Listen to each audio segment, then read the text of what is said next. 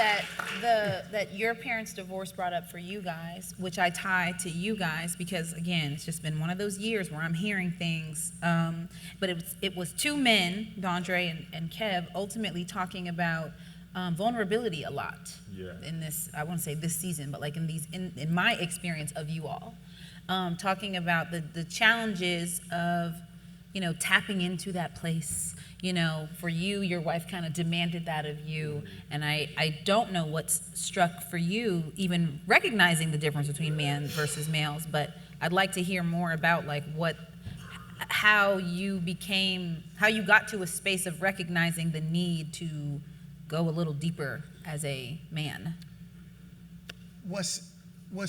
I'll never forget this. We bought our, after we got married, we buy our first house, and my wife said to me, she said, there was, you know, sometimes a door could swell, and so she said to me, she said, just take it off the hinges and shave it down and just put it back up. And I was like, what? And she was like, you don't know how to do that? I grew up in the hood. You call the super comes and fixes it in peace. That's it. I don't know how to do any of that. My father was in and out of jail my entire life. I have none of those skill sets. So here I am, I'm sitting there. I will never forget the feeling that I had that day. Here I was, a man that did a great amount for us to even purchase that house. And yet I felt like less of a man because I couldn't shave the door.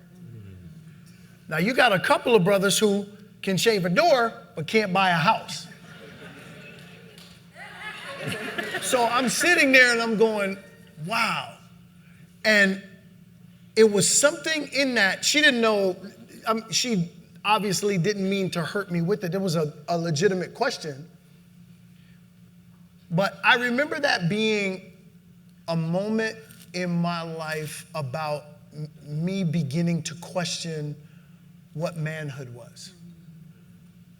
And I remember having all of these little private conversations with myself about what I got and what I didn't get. And I will never forget this as long as I live. I was probably about 12, 13, and one of the few times that I had to engage with my father. My father was a street hustler. And so he picked me up in this Lincoln Mark V. If you know, I'm probably dating myself, but had this tire cut out in the back. You roll down the street in one of those, it's on. I was with my father. It was one of the best feelings of my life. And my father said to me, he said, I love your mother, and I would do anything for her, despite the fact that they had this tumultuous relationship and all that. It brought me the greatest feeling. And in the very next breath, my father looked out the window and catcalled out to a woman across the street.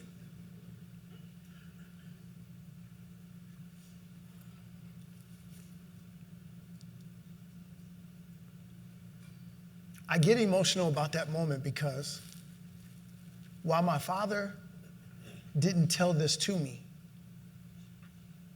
the message that he gave me was, you can love a woman, but you can lust after many.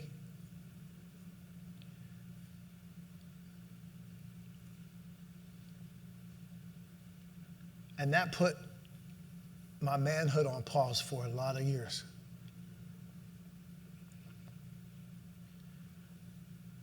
And I cheated in relationships. And I'll never forget sitting in our house one day and I was going, this has to be easier. This has to be easier. Why is this not what I think it should be? And I rewound all the tapes in my mind of my life. And I came to that moment like, It was grainy, security-like footage. It was a seminal moment in my life, and I said, wow, you're missing a lot, man.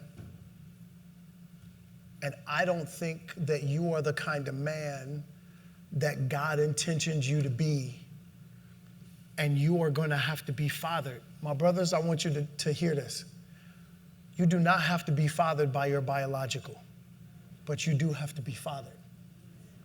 Every man needs a man. You need to be in the company of a man to hold you lovingly accountable for what a man is supposed to be. And what I'm constantly trying to do with my kids and with my wife is be vulnerable enough to say, as a man, babe, that hurt me. That hurt me. Or could we try to do it this way? Or to even be vulnerable enough to say, I was wrong. That's a huge part. We never get taught that. And a lot changed with us when he started treating me,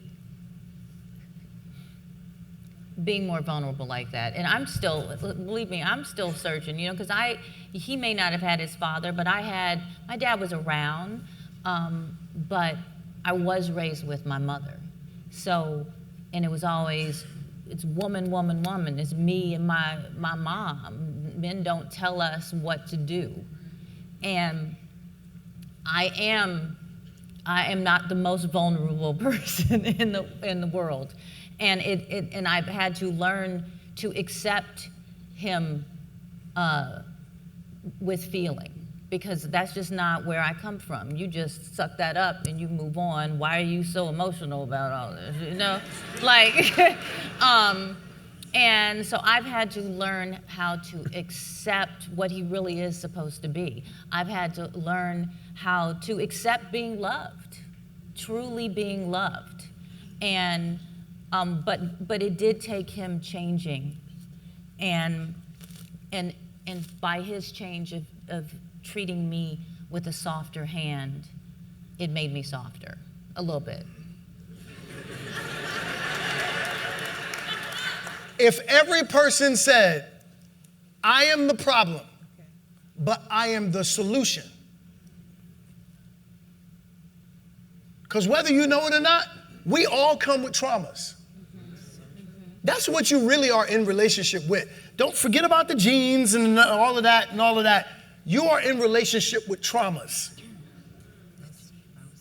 You are in relationship with every single one of your partner's traumas.